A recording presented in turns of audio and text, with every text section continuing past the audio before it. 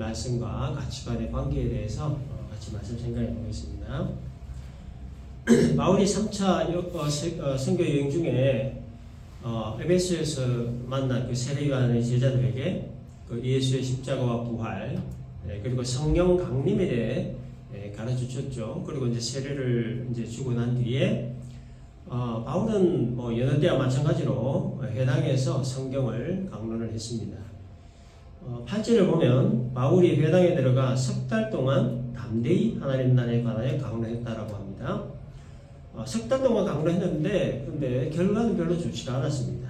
9절을 보면 어떤 사람들은 마음이 굳어 순종하지 않고 무리 앞에서 이 도를 비방했다 이렇게 기록합니다. 마음이 굳었다라고 하는 것은 완고한, 고집이 센, 고치기 힘든 뭐 이런 뜻인데 이 단어는 출애굽기에 나오는 그 바로 왕의 마음이 완악했다 하는 말과 같은 뜻으로 쓰인 단어입니다. 그래서 마음이 얼마나 완고했는지 바울이 3개월 동안 강론을 했음에도 복음에 마음을 여는 것은 고사하고 복음 전하는 이 바울을 비방했다라고 합니다. 그리고 그 비방을 무리 앞에서 했다고 하는데 이거는 사람들이 모여있는 공적인 자리에서 공개적으로 비방했다라는 얘기입니다. 이들의 마음이 이렇게나 완악하게 된 이유는 그 예수와 바울에 대한 잘못된 인식 때문이었습니다. 당시에 유대인들이 알고 있는 예수는 하나님을 모독한 신성 모독자, 이단자, 귀신 들린 자, 그래서 유대법으로 처형당한 자로 인식하고 있었고, 또 바울은 예수를 추종하는 세력들을 핍박하고 교회를 탄압하는 일에 앞장섰던 자가 이제는 기독교로 개종을 한 유대교의 배신자다, 이런 인식 때문에 아무리 성경을 가르치고 복음을 전해도 마음의 문이 열리지 않고 더 굳어지고 완하게 되었던 겁니다. 그러나 그 와중에도 바울이 전한 복음에 마음 열고 믿은 사람들도 있었습니다. 이들을 9절에서 제자로 표현을 합니다. 당시에 예수를 믿는다라고 한 것은 곧 예수님이 가신 십자가의 길을 따른다 하는 것을 전제하고 또 목숨도 불사한다는 것을 전제로 하고 예수를 믿는다고 고백을 했기 때문에 그래서 예수 믿는 것은 곧 예수의 제자다, 이런 등식이 성립이 되었습니다. 바울이 회당을 떠날 때 이 제자들을 따로 세웠다라고 했는데 이것은 복음을 거부하고 비방하는 유대인들로부터 구별을 해서 이들을 중심으로 새로운 예수신앙 공동체를 형성하도록 했다라는 말입니다.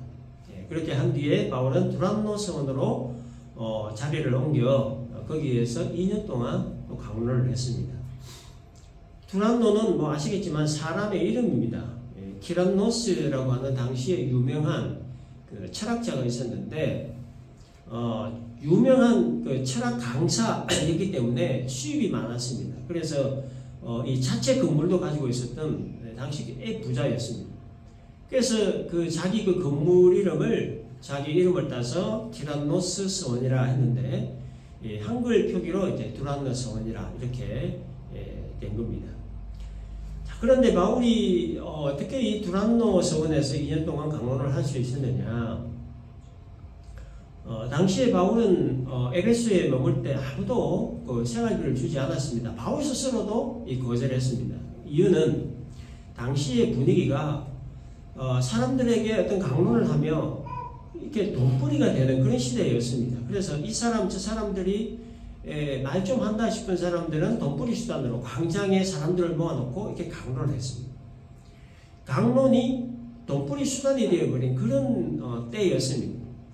바울이 만일에 강론을 하면서 그 대가로 돈을 받는다고 하면 바울 역시 돈벌이용으로 강론하는 사람으로 취급을 받게 되고 무엇보다도 복음을 돈벌이용으로 사용하는 그런 이제 결과가 되기 때문에 그래서 바울은 이 강론을 돈벌이용으로 사용하는 사람으로 취급받는 것을 원하지 않았고 무엇보다도 이 복음의 가치 그리고 복음의 순수성을 지키기 위해서 일체의 강사료를 받지 않고 자기에게 있는 장막 만드는 기술을 가지고 생업을 해가면서 복음 전하고 강론을 한 겁니다. 그렇게 생업에 종사하면서 이 두란노 서원에서 2년 동안 강론을 했는데 바울이 이 두란노 서원에서 강론을 할 수 있었던 배경은 이렇습니다. 당시에 유대인들은 오전 11시부터 오후 4시까지 자유롭게 잠을 자는 시에스타라고 하는 낮잠을 자는 관습이 있었다고 합니다. 그래서 그 낮잠 자는 시간에는 아무도 돌아다니지 않고 집에서 잠을 자거나 쉬거나 그랬다고 합니다. 그래서 오전 11시부터 오후 4시까지 낮잠 자는 시간에는 이 두란노 서원이 비는 겁니다. 그 시간을 이용해서 바울이 강론을 한 겁니다. 영적으로 목말라 있는 사람들이 그 시간에 잠을 자지 않고 바울의 강론을 듣기 위해 왔던 거죠. 그렇게 2년 동안 두란노 서원에서 성경을 가르친 결과 많은 사람들이 복음을 믿고 받아들였고 그 복음을 믿은 자들이 이제 각지로 흩어져서 훗날에 소아시아의 7교회, 요한계시록에 나오죠. 에베소서 서머나 교회, 버가모 교회, 두아디라 교회, 사대 교회, 빌라델피아 교회, 라우디아 교회가 설립이 되는 아주 중요한 결과를 가져오게 됩니다. 바울은 다른 지역에 비해 에베소에서 꽤 오랫동안 머물면서 복음을 전했습니다. 그래서 에베소 그 회당에서 3개월, 두란노 서원에서 2년, 그리고 에베소 또 어딘가 다른 지역에서 한 9개월 정도, 총 한 3년 정도를 에베소에 머물면서 복음 전하고 성경을 강론했습니다. 사도행전 20장 31절을 보면 바울이 에베소를 떠날 때 장로들에게 고별 설교를 하면서 이렇게 얘기합니다. 여러분이 일깨어 내가 3년이나 밤낮 쉬지 않고 눈물로 각 사람을 훈계하는 것을 기억하라. 이렇게 고별 설교를 했습니다. 그래서 바울이 에베소에서 3년을 머물면서 복음 전하고 성경을 가르쳤다고 하는데 그럼 바울은 왜 이 에베소에서 이 3년이라고 하는 짧지 않은 이 시간 동안 머물렀을까 하는 겁니다. 그 이유를 고린도전서 16장 8절에서 9절 통해서 찾을 수가 있는데요. 거기 보면 내가 오순절까지 에베소에 머물려 함은 내게 광대하고 유효한 문이 열렸으나 대적하는 자가 많음이라 그랬습니다. 바울이 에베소에서 3년이라고 하는 긴 시간 동안 머물렀던 이유는 광대하고 유효한 문이 열렸기 때문이라 라고 얘기합니다. 이 광대하고 유효한 문이라고 하는 게 뭘까? 이것을 알려면 당시 에베소의 역사적 배경을 알아야 됩니다. 당시에 에베소를 다르게 표현하는 그 별칭이 하나 있었는데 그거는 아데미 왕국이라고 하는 겁니다. 아데미 왕국.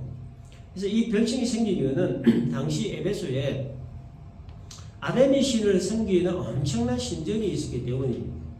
그리고 이 아데미 신전에는 수천 명의 성전의 창기들이 있었고 우상을 섬기는 제사장들이나 주술사들 이런 사람들이 뒤엉켜서 아데미 신전을 중심으로 에베소의 경제를 쥐고 흔들고 있었습니다.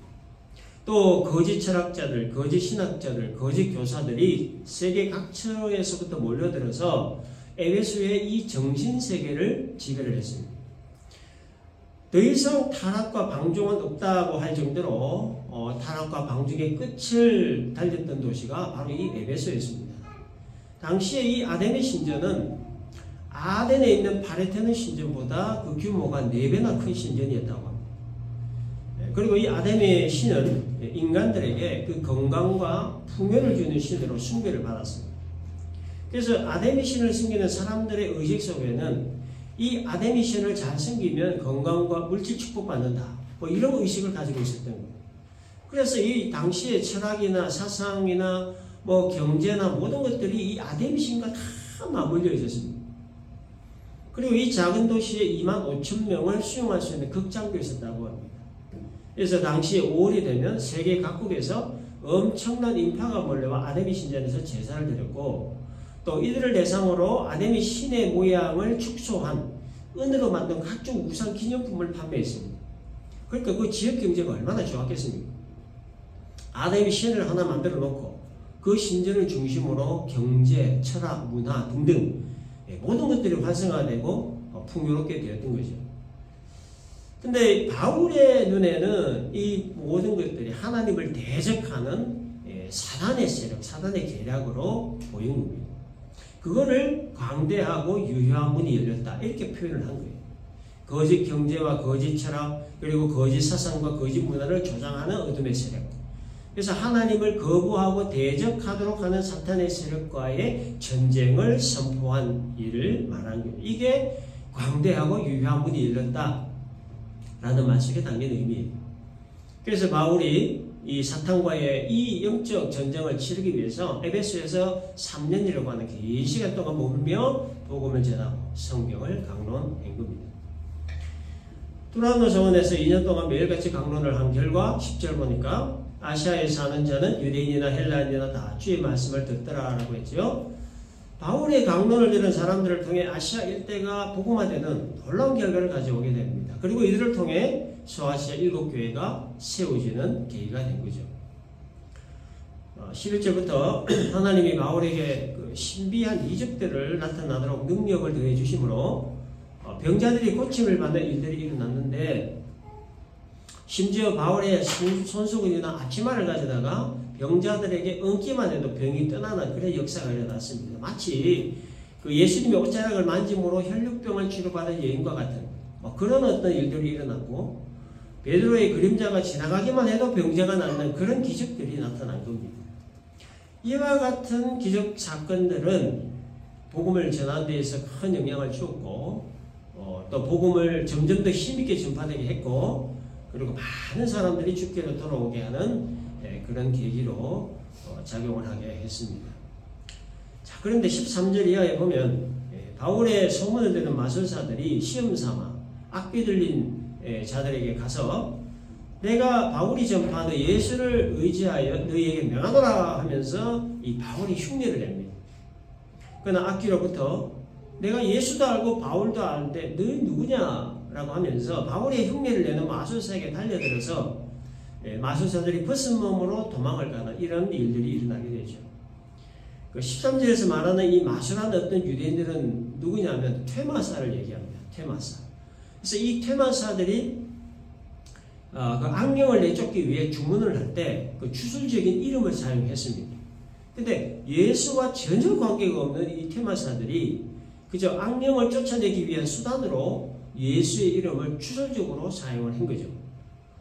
유대인 퇴마사들 몇 명, 그리고 14절에 나오는 스게와라고 하는 제사장의 7 아들들이 예수의 이름을 추설적인 방법으로 사용을 한 겁니다.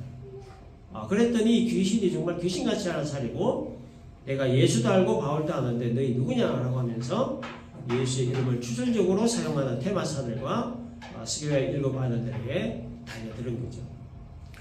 자, 이 사건으로 인해 에베소에 있던 유대인과 헬라인들이 두려워하며 주 예수 이름을 높이고, 그리고 마술을 행하던 사람들이 마술책을 불사르는 엄청난 놀라운 일들이 벌어졌습니다. 이 사람들이 사용하던 그 책들은 주문이나 부적 등 미신적인 내용들이 담겨있던 책들인데, 이들이 이 책들을 다 불살랐다고 하는 것은 이제 사람의 눈을 속이는 마술을 하면서 돈 버는 일을 중단하겠다, 그런 선언이었죠. 그리고 이제부터 예수 믿는 자로서 진실하게 살겠다라고 하는 믿음의 표현이었던 겁니다. 그리고 결론적으로 20절에서 주의 말씀이 힘이 있어 흥왕하여 세력을 얻었다고 합니다. 이것은 하나님 나라가 에베소에 임했다, 하나님의 통치가 에베소에 시작됐다, 그런 의미예요. 두란노 서원에서 2년 동안 매일같이 성경을 가르치고 복음을 전한 결과 하나님 나라의 열매들이 하나씩 둘씩 맺혀지기 시작했다, 그런 의미의 말입니다. 자, 이게 이제 본문 내용인데 우리가 생각해 볼 것 하나는요, 말씀과 가치관의 관계입니다. 하나님 나라가 에베소에 임하고 하나님의 통치가 에베소에 시작되도록 한 원동력은 하나님의 말씀이었죠. 하나님의 말씀이 선포되는 곳에 하나님의 능력이 나타나고, 그 하나님의 능력은 퇴마사들로 하여금 회개하게 하므로 추술책을 불살라버리게 하는 등, 그래서 말씀은 하나님께로 돌이키게 하는 역사를 일으킨다는 거예요.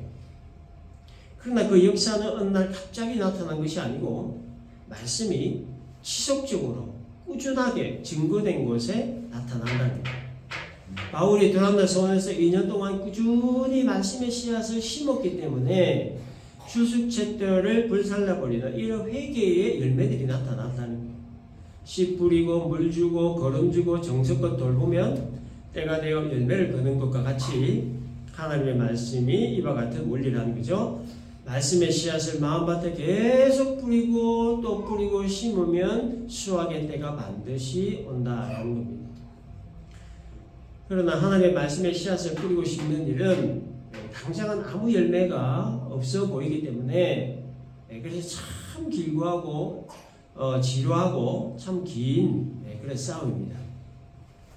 말씀의 열매가 맺어질 때까지 참 많은 인내와 많은 시간을 요구하죠. 따라서 이 말씀의 씨앗에 대한 그 열매는 결국 무엇과의 싸움이냐면 시간과의 싸움입니다. 시간과의 싸움. 시간을 얼마나 잘 참고 견디느냐. 그러나 중요한 것은 말씀의 씨앗이 뿌려지고 심겨진 것은 하나님 나라가 시작되었음을 알리는 신호다라는 거고, 그것은 이제 하나님의 통치가 시작된 곳이라고 하는 거예요. 이게 중요하다는 거예요. 하나님 말씀의 씨앗이 내 마음에 심겨졌다면 그것이 바로 하나님 나라가 시작된과 동시에 하나님 나라, 하나님의 통치가 시작됐다는 거죠. 하나님 말씀의 씨앗이 내 가정에 심겨졌다면 그 가정이 바로 하나님 나라가 시작된과 동시에 하나님의 통치가 시작됐다라고 하는 겁니다. 그래서 모든 개인과 가정과 나라와 민족으로 하여금 하나님의 통치를 받는 하나님 나라가 되게 하는 것, 그것이 바로 주님이 남기신 지상 명령이죠. 제자 삼고 가르치고 증인되라고 하는 것의 궁극적 목적이라는 겁니다. 따라서 하나님의 통치를 받는 원리가 뭐냐? 하나님의 말씀이라는 거예요. 모든 개인이 하나님의 통치를 받고 모든 나라와 모든 민족이 하나님의 통치를 받는 그 원동력, 하나님의 말씀이라고 하는 거예요. 말씀의 통치를 받아야 하는 이유는 말씀이 곧 하나님이시기 때문이고, 따라서 말씀의 통치를 받을 때 가장 안전하고 확실한 인생을 살 수가 있고, 가장 안전하고 가장 평안한 가정을 이룰 수 있고, 또한 가장 안전하고 가장 강력한 나라와 민족을 이룰 수 있는 겁니다. 불완전한 인간의 이론과 철학과 사상과 이념은 불완전할 수밖에 없기 때문에 그런 것들을 가지고는 안전하고 확실한 인생 보장받지 못합니다. 안전하고 평안한 가정 보장받지 못해요. 안전하고 평화로운 나라 민족이 이룰 수가 없는 겁니다. 오직 하나님 말씀의 통치를 받을 때에만 가능한 일이라는 거예요. 그러므로 그리스도인은 하나님의 말씀을 심는 일에 우리 삶의 중심에 세워져야 된다는 거예요.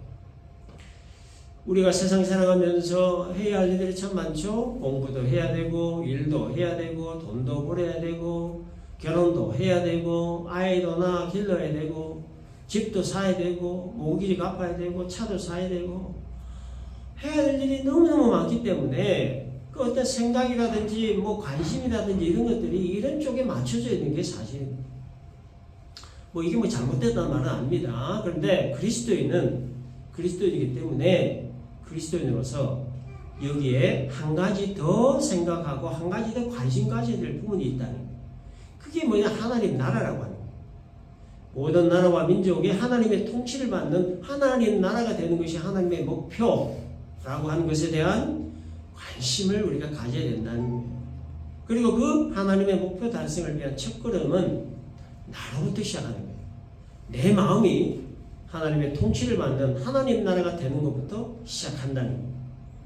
내 마음이 하나님의 통치를 받는 하나님 나라가 되기 위해 하나님의 말씀을 내 마음에 심는 일에 관심과 많은 생각을 가져야 된다는 거죠. 하나님의 말씀에 대해 히브리 4장 12절에서 이렇게 말씀합니다. 살아있고 활력이 있어 좌우에 날선 어떤 검보다도 예리하여 혼과 영감의 관절과 골수를 찔러 쪼개기까지 하며 또 마음의 생각과 뜻을 판단한다. 하나님의 말씀은 살아있고 활력이 있다고 합니다. 활력이라고 하는 것은 활동적인, 적극적인, 능동적인 이런 뜻입니다. 따라서 이 활동적이고 적극적이고 능동적인 하나님의 말씀이 뿌려지고 심겨지는 곳에 생명의 역사가 일어난다는 거죠. 말씀이 마음에 심겨지면 그 말씀이 활동적이고 적극적이고 능동적이기 때문에 그 말씀이 나로 하여금 새로운 생명의 역사를 일으키신다. 예수 믿으면 구원받는다라고 하는 이 사실을 우리가 알고 믿게 됐죠. 그래서 우리가 예수 안에서 새롭게 태어나게 된 겁니다. 하나님의 말씀을 듣고 믿는 자로 하여금 새 생명의 역사를 일으키신다는 거예요. 혼과 영감의 관절과 골수를 찔러 쪼갠다는 말은 인간의 깊은 내면, 잠재된 의식 그리고 전인격을 변화시킨다 그런 뜻이. 마음에 말씀이 심겨지면 마음의 변화가 일어난다는 거예요. 완악한 마음에 말씀이 심겨지면 부드러운 마음으로 변화되고, 부정적인 마음에 말씀이 심겨지면 긍정적인 마음으로 변화되고, 염려와 근심으로 가득 찬 마음에 말씀이 심겨지면 평안한 마음으로 변화되고, 교만한 마음에 말씀이 심겨지면 겸손의 마음으로 변화된다는 거예요. 혼과 영감의 관절과 고수를 찔러 쪼개는 하나님의 말씀이 변화를 일으키신다는 거예요. 물론 이 변화는 단기간에 이루어지는 변화를 말하는 게 아닙니다. 점진적인 변화를 말하는 거죠. 주님 앞에 부름받는 그날까지 눈에 보일 듯 말 듯 아주 미세하지만 말씀을 통해 조금씩 변화되어져 가는 것, 그게 성화의 과정이라고 합니다. 그러나 분명한 것 하나는 새 생명의 역사를 일으키고 마음의 변화를 일으키시는 것이 하나님 말씀의 가장 큰 특징이고 또한 능력이기 때문에, 말씀이 마음에 심겨진 사람의 가장 큰 특징은 이전의 삶을 청산한다라는 겁니다. 적어도 이전의 삶을 청산해야 될 필요성이라도 느끼고 청산하려고 하는 몸부림이라도 치게 된다는 겁니다.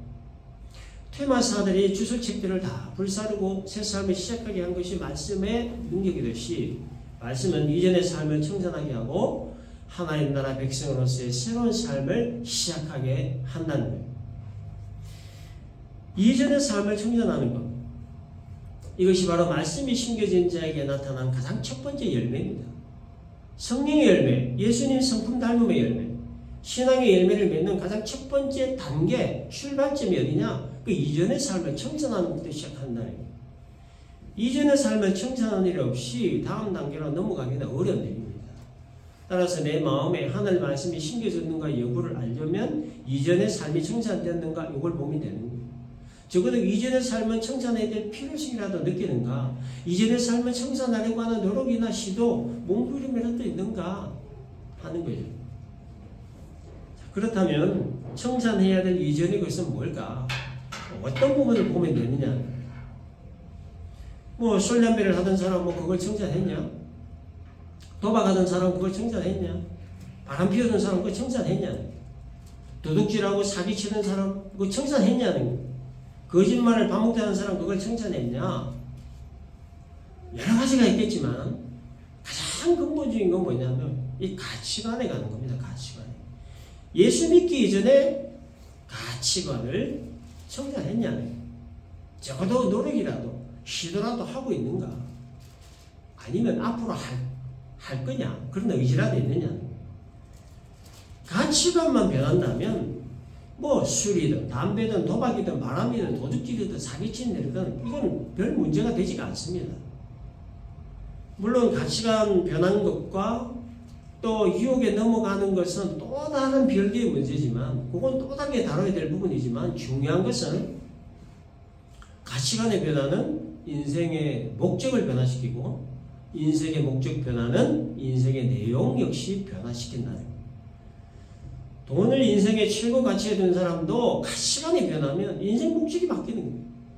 학문을 인생 최고 가치에 둔 사람도 가치관이 바뀌면 인생 목적이 바뀌어요. 권력을 인생 최고 가치에 둔 사람도 가치관이 바뀌면 인생 목적이 바뀌는 거예요. 인생의 목적이 바뀌니 당연히 인생의 내용도 바뀌는 거예요. 그 가치관을 변화시키는 것이 바로 하나님의 말씀이라고 합니다. 그래서 예수 만나고 말씀이 제대로 심겨진 사람 치고 가치관 안 바뀐 사람이 없습니다.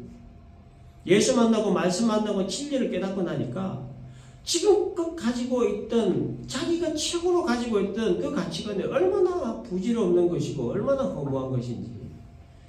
그래서 바울 같은 경우는 이전에 자기가 최고의 가치관으로 가지고 있던 그것에 대해 뭐라고 했습니까? 대설물이다라고 표현했습니다.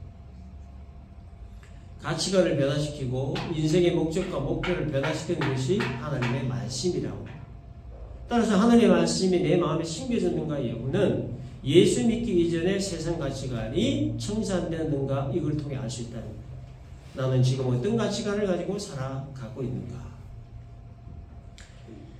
세상 가치관의 가장 큰 특징은 하나님과 전혀 관계가 없다는 거예요. 그리고 모든 것이 나 중심이라는 겁니다. 그래서 세상 가치관을 가지고 살아가는 세상 사람들은 자기에게 주어진 인생의 시간 동안 자기 자신만을 위한 삶을 살아갑니다.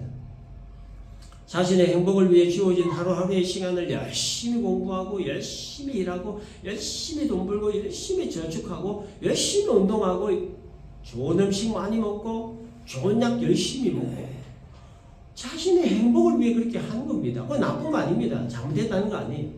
이게 세상 가치관으로 살아가는 사람의 보편적인 삶의 모습이 이렇다는 거예요.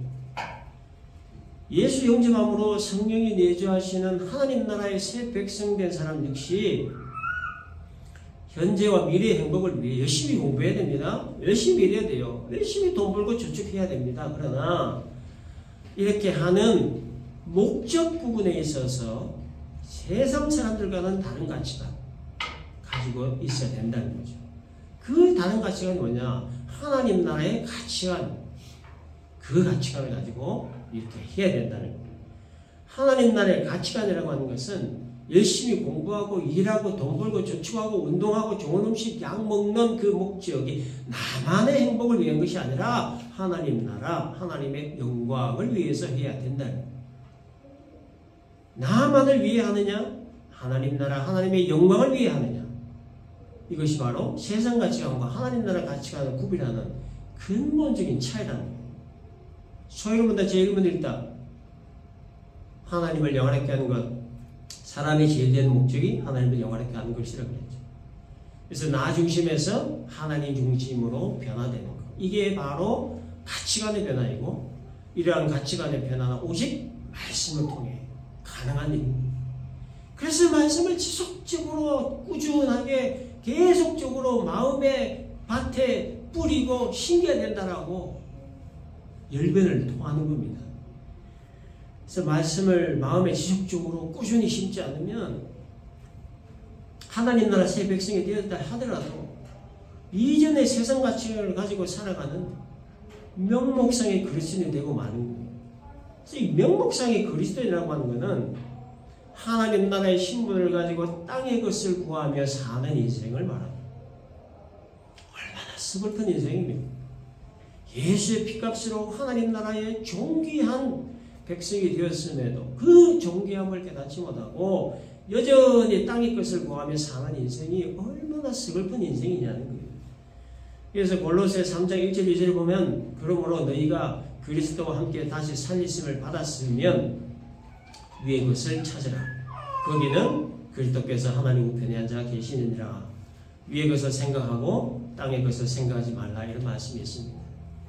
그리스도와 함께 다시 살림받은 인생들, 예수 안에서 새로운 피조물된 인생들은 땅의 것을 구하지 않고 하늘의 것을 구하는 그런 가치관의 변화가 일어나야 한다는 의미의 말이죠.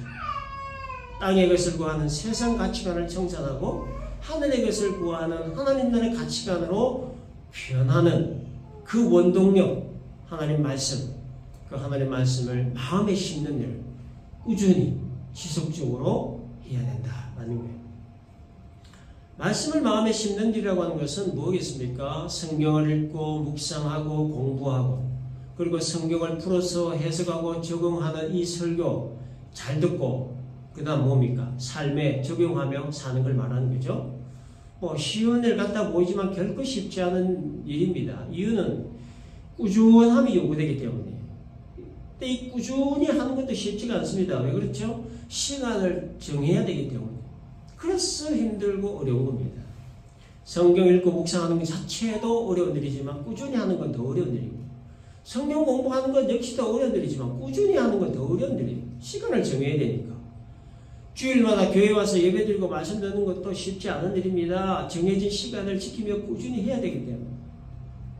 그 중에 가장 어렵고 힘든 건 뭐냐면 듣고 배우고 깨달은 말씀을 삶에 적용하고 실천하며 사는 거죠. 성경 읽고 공부하고 또 설교를 듣는 것까지는 어렵고 힘들어도 어떻게든지 해볼 수 있는데, 그런데 그 듣고 배우고 깨달은 말씀을 실천하며 사는 것은 이건 정말 여간 어렵고 힘든 일이 아닙니다. 너무너무 힘들어요. 그래서 말씀 따로 생활 따로 따로따로의 인생, 그런 모습이 나오는 거죠. 말씀을 배우고 깨달아 아는 것과는 다른 모습으로 살아가게 되는 것, 말씀과 매치가 되지 않는 것, 이것이 교회의 가장 큰 문제점이라고 해도 과언이 아닐 정도로 참 이 교회의 근본적인 문제라고 할 수 있는데, 그래서 이 세상 사람들이 교회를 비난하는 가장 큰 이유도 이것 때문이 아닌가 합니다. 아는 건 많고 참 말은 잘하는데, 목사가 참 말은 잘하는데, 사는 거 보면은 안 믿는 사람들과 별 차이 없어요. 어떤 건 더 못해요. 그러니까 이 영화배우 이영애 씨가 영화 그 친절한 금자씨에서 너나 잘하세요 뭐라고 했던 말이 예수님이라고 전도하는 사람들에게까지 그 말로도 이렇게 사용하게 된 겁니다. 여러분, 성경 읽는 목적, 성경 공부하는 목적, 그리고 예배 시간에 설교 듣는 목적은 단 하나입니다. 읽고 공부하고 듣고 깨달은 말씀, 그 다음 못자라는 거죠. 내 삶에 적용하고 실천하며 살아가고 하는 거예요. 이게 목적이라고 하는 겁니다. 이게 바로 하나님 말씀을 내 마음에 심는 일이라고 합니다. 이게 잘 안 될 때 나타나는 가장 큰 증상이 바로 예수 믿기 이전의 가치관을 유지하면서 교회를 계속 다니고 있는 거예요. 하나님 나라의 새 백성이 되었다 성경이 선포를 함에도 불구하고 하나님 나라의 새 백성 되기 이전의 세상 가치관이 청산되지 않는 이유가 바로 하나님의 말씀을 꾸준히 지속적으로 심는 작업을 하지 않기 때문이다. 그러므로 하나님 나라 새 백성으로서 세상 가치관을 청산하고 하나님 나라 가치관으로 살기 위해 하나님의 말씀을 꾸준히 심는 일을 우리 모두가 예외 없이 해야 된다. 이것이 오늘 말씀의 결론입니다. 정리합니다. 하나님 나라 새 백성 된 사람은 하나님 나라의 가치관으로 살아야 된다. 나를 위해 사느냐? 하나님 나라, 하나님 영광을 위해 사느냐? 이것으로 세상 가치관과 하나님 나라 가치관을 구별할 수 있다. 하나님 나라 가치관은 하나님 말씀이 마음에 지속적으로 꾸준히 심겨져 있을 때 가질 수 있다는 이 말씀을 우리가 잘 기억을 하고 하나님의 말씀을 우리들 마음 가운데 지속적으로 꾸준히 심는 이러한 신앙적 수고로 말미암아 이전의 세상 가치관을 청산하고 하나님 나라 가치관으로 살아가는 인생, 땅의 것을 구하는 인생이 아니라 하늘의 것을 구하며 살아가는 지혜롭고 복된 인생, 우리 모두가 될 수 있기를 주님의 이름으로 축원합니다.